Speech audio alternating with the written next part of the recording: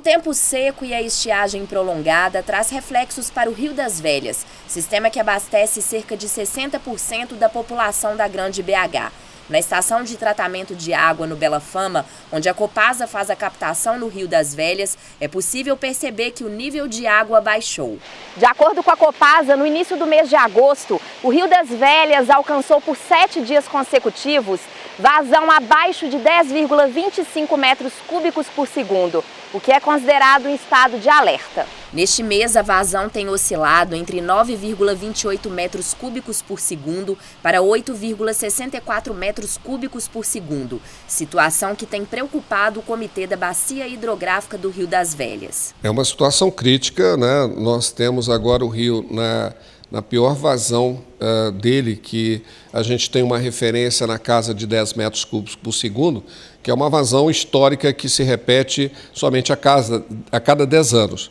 Mas o nosso caso está se repetindo a todo ano. A falta de chuvas não é a única causa da escassez hídrica que afeta o volume de água do Rio das Velhas. O presidente do comitê explica que, além da estiagem típica desta época do ano, alguns fatores contribuem para esse quadro crítico atual. Nós temos que entender que o rio é um ecossistema. Não adianta querer tirar a água da calha se a gente não entender o que acontece no entorno.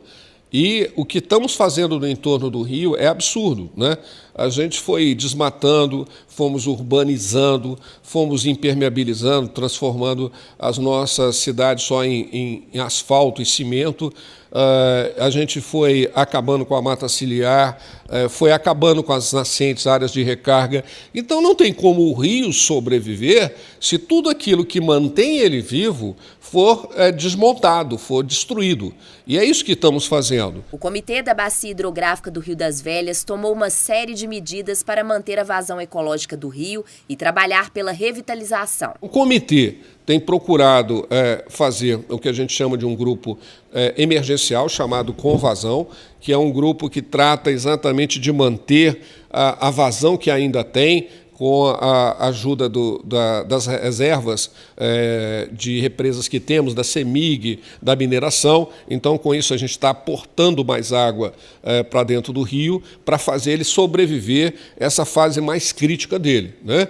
A gente está lançando um programa que aí é para mexer nas ações estruturais, que é o Revitaliza, para combater a questão da poluição e degradação, aumentar áreas de preservação dentro do rio, recuperar a vegetação. Diante do quadro atual, desde o início de agosto, a Copasa vem reduzindo a vazão captada do Rio das Velhas. O sistema Rio das Velhas tem uma média de captação em torno de 6,5 metros cúbicos.